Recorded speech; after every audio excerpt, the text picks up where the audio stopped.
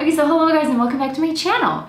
We have a very special New Year's episode today, and yes, I may be uploading it a little too late on January 10th because you know what, I actually shot this video once before and I did not like the way it looked. It had a lot of weird image quality. I had some lipstick on my teeth and I did not like how it looked whatsoever, so I had to reshoot it. So I'm not uploading it right on January 1st, even though this is a New Year's case and it happened right on January 1st. Okay, so I'm gonna make my usual 3 disclaimers that I always make in every video. First of all, I mean, no disrespect to anyone that I talk about in the video. That includes the victims, the victims' families, suspects, or people who have been convicted in any of the cases that I talk about. If anything, this is to honor their memory, so please don't take it the wrong way. Second of all, I mean no copyright infringement. I may include some video, audio, or images, and I by no means intend to break any laws of copyright. So yeah, it's all for educational purposes only, and for you guys to learn more about the cases that I talk about, and for you guys to for me to share with you guys what I'm talking about. And the third is that I'm not a part of any investigation. So this is all secondhand information, of course. So I may relay something to you that is wrong because they've taken it all off the internet, or I may have misinterpreted something, so please feel free to correct me if you see anything wrong or if you see something that is not as it should. What we're going to talk about today is the disappearance of Amy Fitzpatrick, who is a 15-year-old girl who had moved from her original Ireland to Spain, to a city of expats, and she disappeared while she was vacationing in Malaga with her family.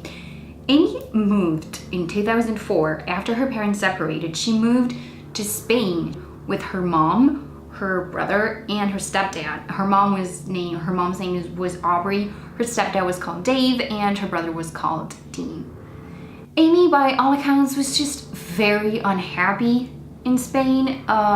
She had a lot of trouble with her stepdad, so much so that she actually, in her journal, or I think she had a diary that she kept, she wrote, he, quote, makes my skin crawl, unquote.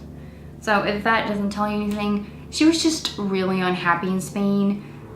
She called her dad, who remained in Ireland, every day because she missed him. She missed her friends and her life there. She had actually very few friends in Spain, and after she disappeared, they found a diary that she had written that said something like she had been sleeping on the streets for a couple of nights, and that she had also just been living under a bridge, and she had missed school for over a month.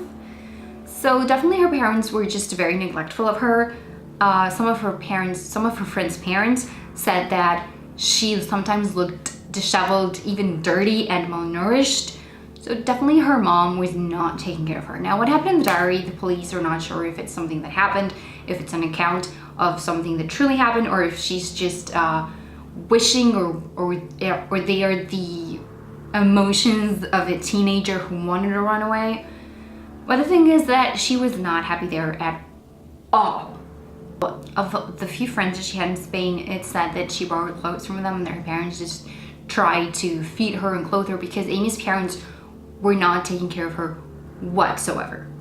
Now, one of Amy's closest friends was a girl called Ashley Rose, with whom she spent the entire day of New Year's 2008, and they spent the day together, and she was helping Ashley babysit her younger brother. At around 10 p.m., Amy decided to go home, which was a very short walk. I mean, home, I think, was where they were staying in the vacation. It wasn't home. But she decided to go back to where they were staying with her family. But curiously, she never made it home. That was the last time anybody ever saw her.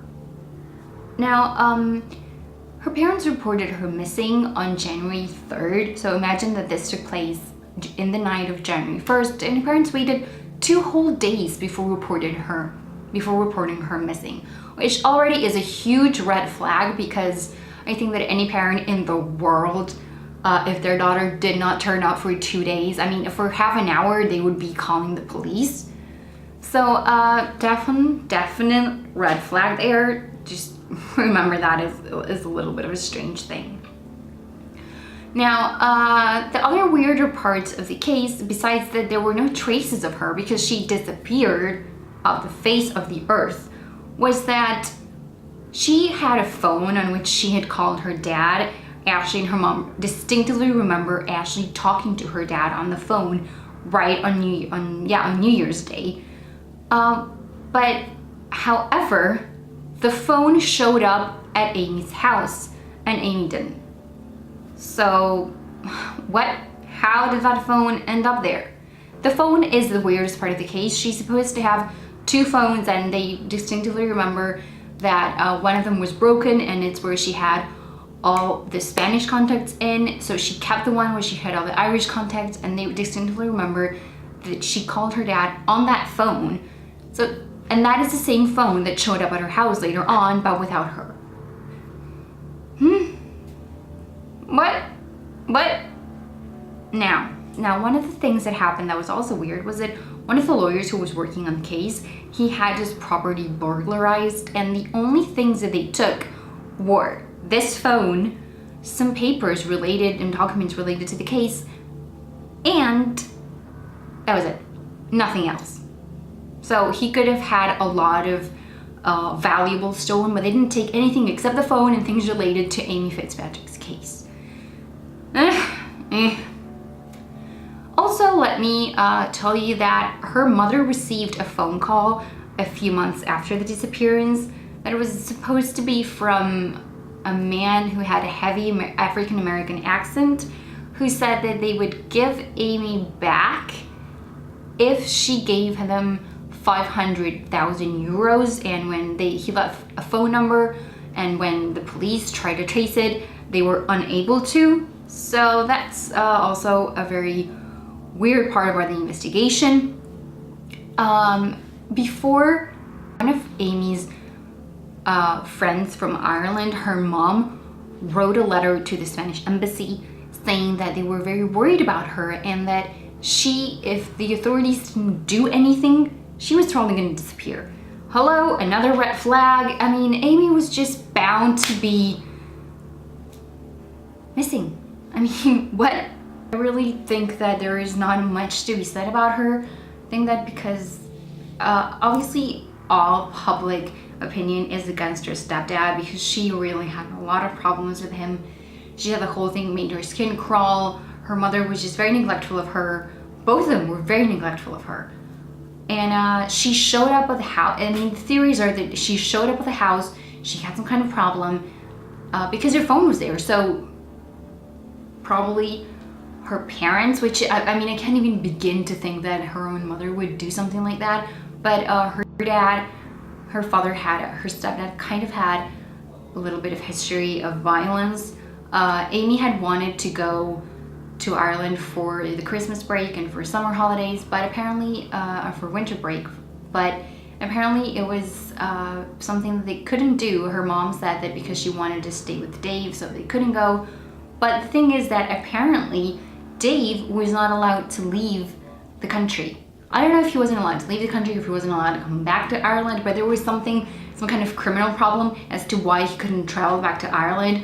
So definitely he had some history of some criminal behavior, which has actually transported itself not only to Amy, but in 2013, Dave actually killed Dean, who, if you remember, was Amy's older brother. Apparently they had some kind of argument over a mountain bike, and according to what Dave said, Dean ran into a knife that he was holding and he just died. I think that they did convict him of manslaughter and he was eventually released. And throughout all of this, Amy's mom stayed right by his side. I mean, they know that he killed one of her children and he may have killed the other, and she's still standing by him. I find that so weird, so unnatural, but I'm not here to pass any judgment. Sometimes when you are in some kind of relationship that is really deeply disturbed and you are inside this weird pathology that you're suffering from, it's really hard to break that. So I'm not by any means blaming her. It must be so terrible to lose 2 children, and you might, you look for any way to escape. So anyway, that is apparently what happened here. Her family hired some private investigators who happened to be the people who were investigating the Madeleine McCann case. And apparently, they discovered that an Irish gangland killer called, I'm gonna have to check this, Eric Lucky Wilson murdered her, and parents think that this information is by far the most credible so far, and why it has been found. And a witness also reports that Amy was seen at a bar shortly after the time that she's said to have left her friend's house, but nothing has ever been confirmed either. Apparently also, 3 witnesses said that they have seen Amy with a blonde, older mystery woman at a bar in Spain also. But again, nothing has been confirmed. No sighting has ever said, yes, that it was Amy, I know for sure. So still, her body has not been found. Nobody knows anything about her. So that's it. That's all we know about Amy. Those are all the only theory that they have because of the phone and all the things that they mentioned before. So yeah, that is gonna be it for this episode about Amy. Hopefully, you know, that she's found one day. I don't know if she's gonna be found alive. I don't know. But yeah, so you guys please comment, tell me what you guys think. Thank you so much for watching. Please like and subscribe, and I will see you next time with another mysterious episode. Bye!